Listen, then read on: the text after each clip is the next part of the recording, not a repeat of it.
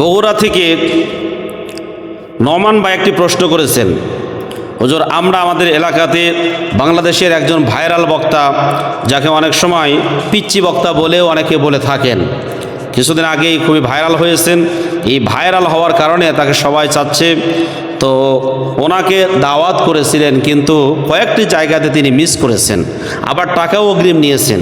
এখন যারা এরকম দাওয়াত নিয়ে ওয়াদা দিয়ে টাকা পয়সা নিয়ে মাহফিলে আসে না, এই ওয়াদা দিয়ে ওয়াদা রক্ষা করে না, যারা এ ধরনের ব্যক্তিদেরকে সাধারণত ওয়াদা খেলাপকারী মুনাফিক বলা হয়।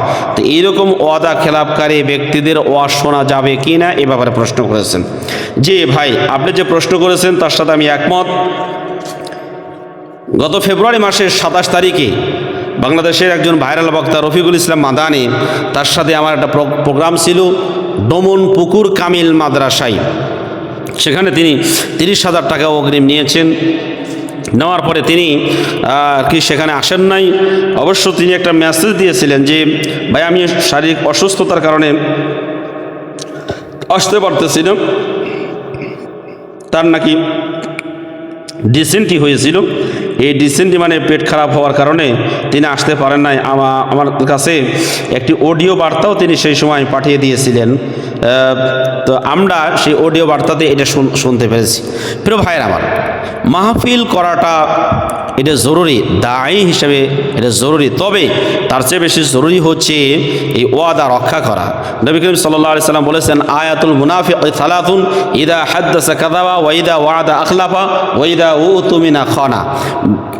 মুনাফিকদের চরিত্র হচ্ছে 3টি, তবে অন্য হাদিসে আসছে 4টি। মুনাফিকের চরিত্র হচ্ছে যখন সে ওয়াদা করে ওয়াদা খেলাপ করে, যখন কথা বলে মিথ্যা কথা বলে, যখন তার কাছে আমানত রাখা হয় তখন সে আমানতের খেয়ানত করে। এই যে 2 নাম্বার, ইদা ওয়াদা আখলাফা, যখন সে ওয়াদা দেয় তখন সে এই ওয়াদা ভঙ্গ করে। তার জন্য সে একজন ভাইরাল বক্তা, তার জন্য এতগুলো মানুষ সেখানে উপস্থিত হয়েছে, আর সামান্য ঠুনকো অজুহাতেই মাহফিলে আসা থেকে বিরত থাকেন। এটা অত্যন্ত গর্হিত কাজ, অত্যন্ত ঘৃণিত কাজ।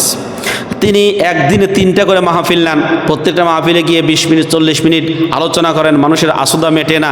কেন ভাই এত আলোচনা কেন নিতে হবে? এখন আমাদেরকে বলেন যে 1 মাসে বা 1 বছরে তার 20,000 পর্যন্ত দাওয়াত এসেছে। আরে ভাই 20,000 পর্যন্ত দাওয়াত এসেছে ভালো কথা, আপনি তো 20,000টা মাহফিল রাখতে পারবেন না। আপনি একটা করে মাহফিল রাখেন, দিনের প্রকৃত মেসেজগুলো সেখানে পৌঁছে দেন।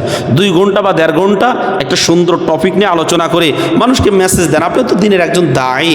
আমার কাছে এটা মনে হচ্ছে, এই যে মানুষ আপনার ব্যাপারে খারাপ মন্তব্য করছে। আমি বগুড়াতে প্রায় 5 থেকে 6টা মাহফিল উনি মিস করেছেন। ডোমন পুকুরটা মিস করেছেন, কয়েকদিন আগে শেরপুরে মিস করেছেন, তার আগে হচ্ছে গাবতলীতে একটা মিস করেছেন। এরকমভাবে আমির হামজা ভাই বলেছেন যে আমার সাথে কয়েকটা মাহফিল নিয়ে তিনি উপস্থিত হন নাই। কেন এত মাহফিল নিয়ে আপনি উপস্থিত কেন হবেন না? আবার হচ্ছে টাকা নিয়েছেন অগ্রিম 20,000 30,000 40,000 পর্যন্ত টাকা অগ্রিম নিয়েছেন। আরে ভাই যখন আপনার টাকাটা নিয়েছেন আসতে পারলেন না, সাথে সাথে টাকাটা ব্যাক দিতে হবে। কেন ওই টাকাটা রাখার তো কোনো অধিকার আপনার নাই। আপনি টাকা কোন যুক্তিতে রেখেছেন, কোন শরীয়তে রেখেছেন আমাকে দেখান। এগুলো আলেমদেরকে নষ্ট করতে পারবেন না, আলেমদের উপরে তকমা দিতে পারবেন না। সাথে যদি আপনার পিএইচডি থাকে আপনাকে খেয়াল করতে হবে ভাই। আমি অবশ্যই